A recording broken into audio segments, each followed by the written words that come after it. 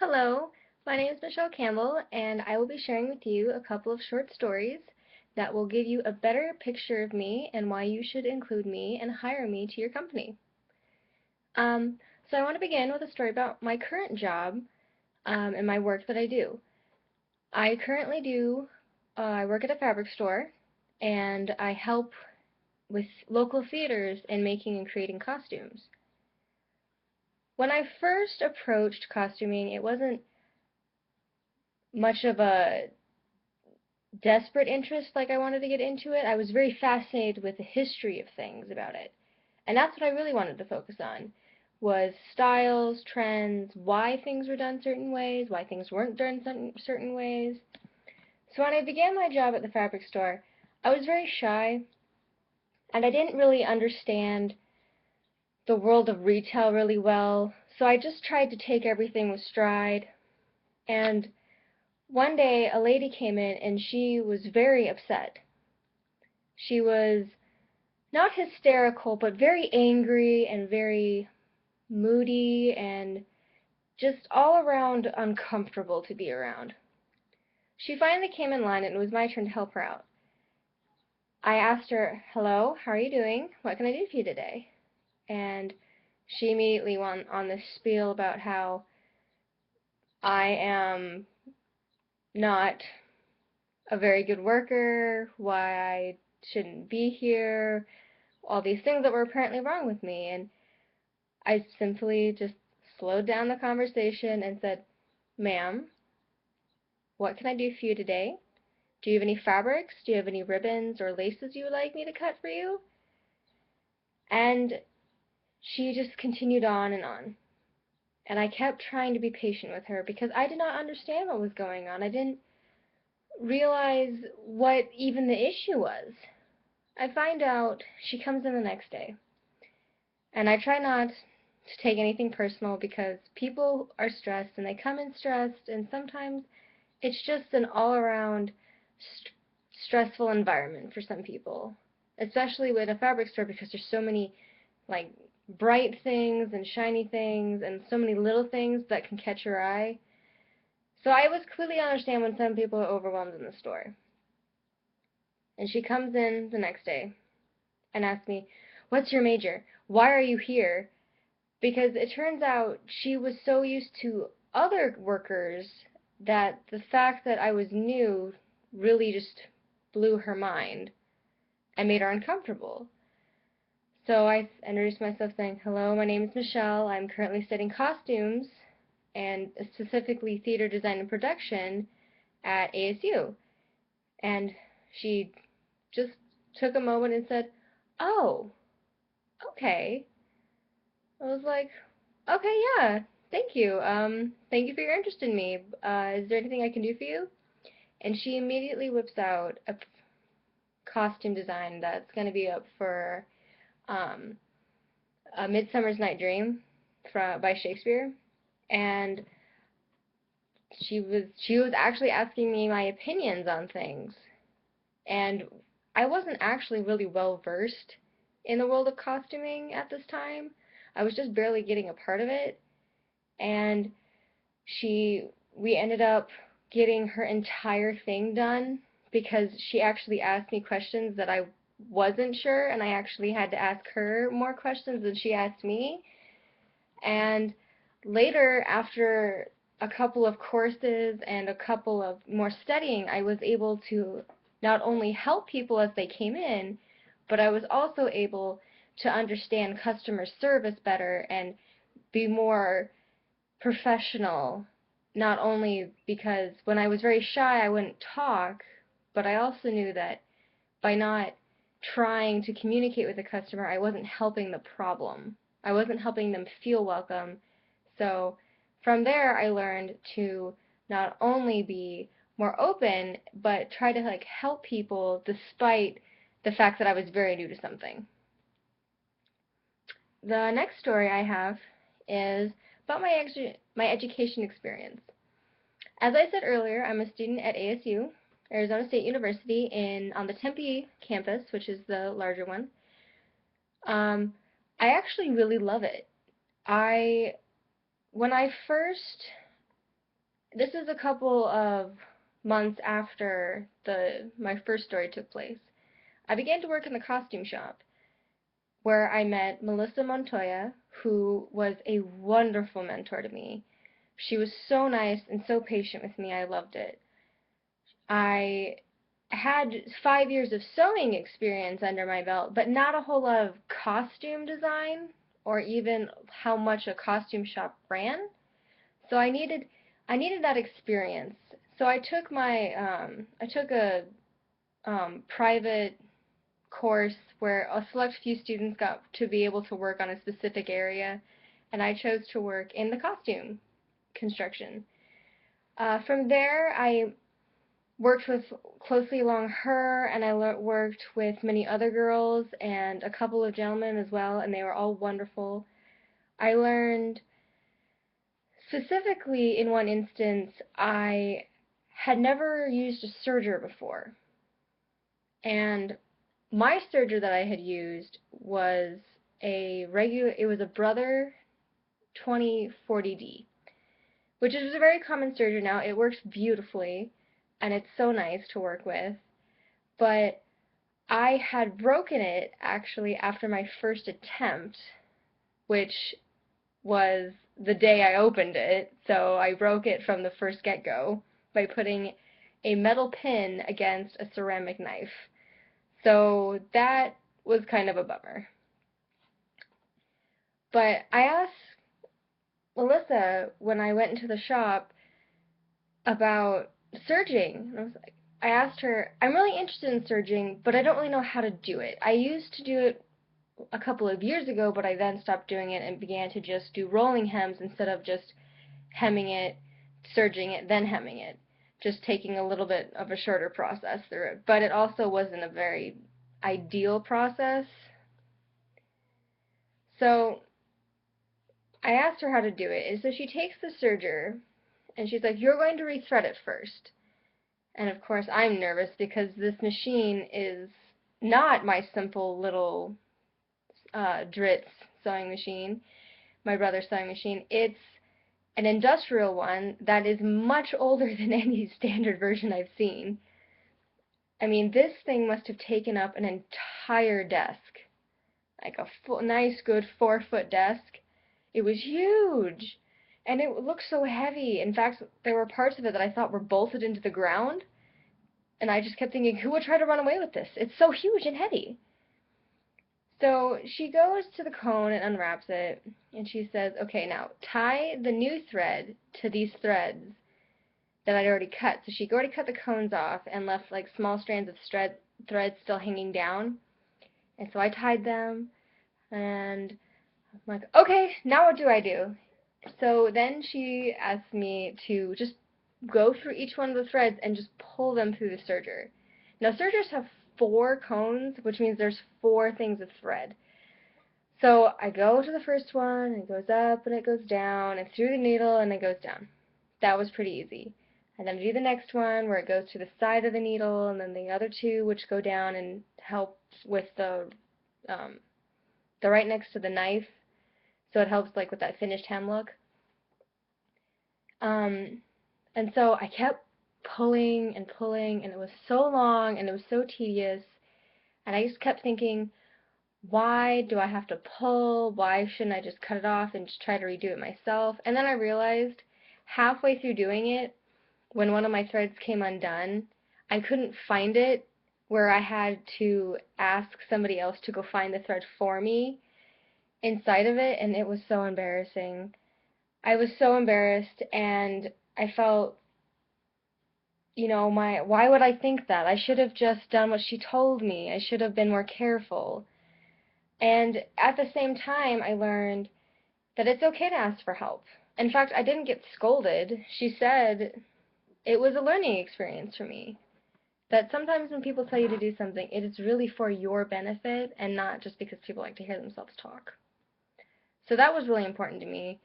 And from there, I also learned how costumes are held and stored and prepared and kept. I did a lot of tagging where I would write the names of the actors and put them on the characters' kind of wardrobe, like each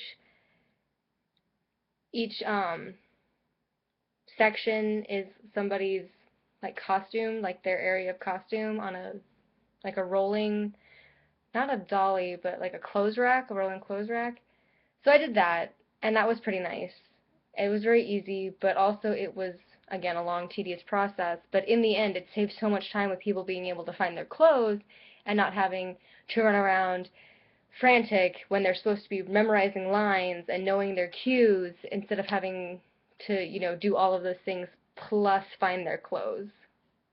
So that was an experience. And I'm actually a part of a few communities. The biggest one I'm in right now is what we would call the just the costumer community. I've gotten more heavily into it, and I've gotten more love for it than I did when I first started. Um, just the history aside, I got interested in the making of things, and I felt that was pretty fun to do because sewing and serging, yeah, I mean that's, you can learn that over time, but then it was, you got to apply different types of sewing, like French seams versus, the just hidden seams, and it was just fun. And I got introduced to this community through my friend Stephanie, where we were going to a Comic-Con and we saw that there were a lot of people dressed up. We just saw pictures of the Comic-Con. We didn't actually get to go. And we kept thinking, that's so cool. Like, they get to dress up like the characters, like, or we saw a lot of original designs where people would create their own characters and then dress up as them. And I thought that was amazing. And that's what I wanted to do. I wanted to, make fancy dresses, and I didn't really have a whole lot of interest in writing characters. I would just wanted to essentially just make beautiful things, just make the costumes for them. So we go, and my first costume actually wasn't made by me. It was made by Stephanie's mother. So, and it was for my 16th birthday, which was really fun actually. So we go, and this entire community, this we go to a small convention where we see so many people dressed up and we see so many panels on how better to do your costumes. And it was, when I first went in, I was very nervous because I was 16, I felt still very awkward from high school, and because I didn't know a whole lot of people except for her and maybe two other friends that we were going to meet there later. I didn't know anybody. I didn't really know the area really well, so I was very kind of just nervous, but also really excited because I'm in this cool costume and people are being really nice to me and nobody's judging me despite the fact that I'm dressed up like it's Halloween. So that was pretty fun. I actually got to meet a another costumer there who she loved doing wig work, and I had never even thought of wig work. I just thought you went online and you just bought a wig and it was already made and all you had to do was put it on. Well, it turns out wigs are a lot harder than a lot of people realize because can be made out of human hair or plastic or synthetics, and it was it was very eye-opening, I want to say. Actually, I was just complete in awe and like shocked out of my mind that there were so many things you could do with wigs and how wigs could function and how, I mean, like for example, in the kabuki, sort of in the kabuki, which is a style of Japanese theater, which usually has historical plays and has like heavy makeup and costuming. Um, you'll notice that their hairstyles are very different. Like the men will have this part shaved and they'll have a pony, oh, I have to say a ponytail, and it's pinned up right here. Um, and that would resemble be a man who is a person who has become a man, like a boy who has become a man. Whereas there are certain hairstyles in the kabuki for women, where most women we think of the geisha look, where their hair is all pinned back and they got all the pins in it.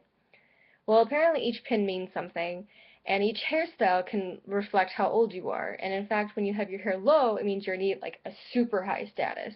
so you don't have to keep it up. And I thought that was amazing. But back to the story. Her name was Katie, and she was actually styling a wig in front of us, and I kept thinking, what is going on? I thought you would just show pictures, but she did it in front of us live, and that was amazing. She was spiking a wig up to make it look like a full, almost like a beehive look, and it was awesome. And she was just taking the hair and just wrapping it around and just pulling it up, and it was really fun.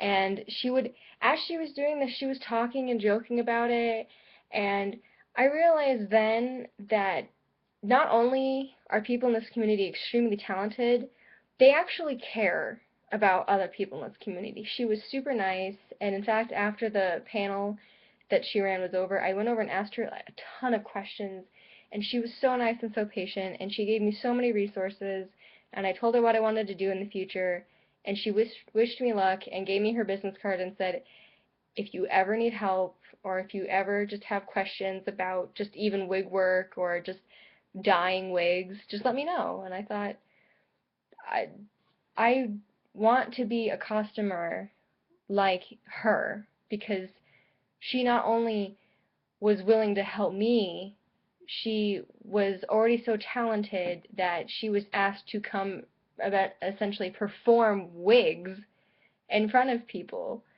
And that was that was really inspiring to know that people don't people aren't ashamed of what they're proud of and what they're good at. That if she could style a wig in front of you in less than 30 minutes and make it look amazing, then that's great. I know I couldn't have done that the first day I ever started this whole adventure to costuming, but it was amazing and I loved it. In fact, I actually have a Facebook called Coffee Cups of Mitchie, which is where I do most of my costuming, and I do recreational outfits where, like, for example, if somebody asks me to make a Star Wars outfit, I'll make them something from there. Or if I have somebody has an original character they want me to make, that's fine. In fact, I still do stuff for theaters, and I still do things. My goal eventually is to do some stuff for film because I love detail work, and I want to see that aspect of my life go a little bit further. And I will have that down below, along with a link to the ASU theater department, which is full of wonderful people. And actually, through my costuming, I've won a couple of awards. With a very limited theater background in high school, I had some sewing underneath my belt, and eventually last January, I entered I entered a costume contest only because my friend needed entries. She was helping run it, and I said, fine. You know, at the time, I had made a chicken outfit, and I had no real reason as to why I made this outfit. I just felt like making a chicken outfit, and I just kind of ran with it. And I had only taken one acting class, and it was with Professor Marcelino, and he is wonderful, by the way. I went on to perform, and I had not actually prepared a script. I had not prepared anything. I just was planning on walking on and off and just being done. And after I had gotten prejudged for my costume, and the judges were really kind of cold, and they felt just stiff, and I was really nervous because while I had my costumes judged many other times by people, I hadn't been in such that with those judges, and it was very, very kind of disheartening. In fact, I felt like really nervous and scared of them, even though I know that they're just looking at my costume and they are not judging me as a human being. But later, I went onto the floor to the stage, and at this point I was also a den mother, which means I was watching the other costumers go. And I had a group, I think, at least of 10 people from the video game Assassin's Creed, and it was intense. These boys, and ladies were amazing. They had such great skill and such great such great detail and love for these characters they created. It was amazing. So they went on first, and I had seen them in the green room practicing and practicing, and I was like, wow, okay, I haven't done anything yet. So I go on, and they're playing an overhead music, and I don't really know what's a whole lot going on. I just see a lot of people looking, they're like, chicken, chicken, and I'm like, yeah, I'm just here to fill a space. But I decided to just like run with it. I went on stage and I acted like chicken. I went and I just, flapped my arms, like bobbed my head, and I just got into the whole routine of it. And I kind of did parts of the chicken dance, and just wanted to entertain the crowd and just kind of make them laugh, because it had been a couple entries until it was mine, and I knew people were tired. So I figured, hey, let's just kind of make it funny and make people feel good, and then I'll just go. And I did. I walked off, and then I got to sit next to another costuming group, and they were so wonderful. They were so nice to me, and they knew that I was like very like like nervous about, I had a bunch of adrenaline running. And I decided to go get water for everybody, because I mean, all the people in the Assassin's Creed outfits were wearing leather and like heavy wool, and I knew they were hot, so I went to go do that. And then afterwards, they had like a little mid-party, not, I'm sorry, a halftime show to like entertain the people, and then they would announce the winners. I ended up winning a judge's award for my acting as a chicken, and she said it was because I had such a cute walk as a chicken. And I thought, wow, okay, if I could impress one person and if I could make somebody happy, that was pretty awesome. I mean, all I did was dress up as a chicken, and somehow somebody liked it so much they let me win a prize. And that was kind of really the best, because I had not planned on even entering this. I had not planned on doing anything for this. I planned on just going, helping my friend out, and filling a spot. And I had so much fun. I met so many wonderful people. I ended up getting bronchitis, which was terrible, but I still had so much fun. It was ridiculous. And then that brought me to where I am now. I'm still working on costumes. I'm making most of the things that, come to my head and saying, oh, this would be great if I made this, that, and I added these details and not those. And me working at the fabric store has not only gotten me opportunities to see new merchandise that would easily create more creativity for me, and, try to assemble an outfit or like a whole costume line in my head, but at this point, I know what I want to do with it. I want to go and I want to make people happy with it. I mean, even if it's making somebody, a dress, or just making a full outfit of anything, whether it's a recreation of something or if I'm building everything from scratch, making people happy is such an easy and good thing to do. I feel like there should be more of it. And recently in the costuming community, there's been a lot of negativity, and people have been leaving because of it, and I'm staying around because I know that if you want change, you have to work for it. And I'm going to stay. I'm going to stay, and I'm going to continue helping people make their costumes when they come into my store, and I'm going to continue making costumes for myself, that eventually I will have this wonderful portfolio, and I know that not only will I be able to work the best in your company, but I will also be able to help change the costuming community as a whole. So thank you so much for watching my video. I hope I am the person that you would consider to work for you, and I hope that you have a wonderful, wonderful day. Thank you so much.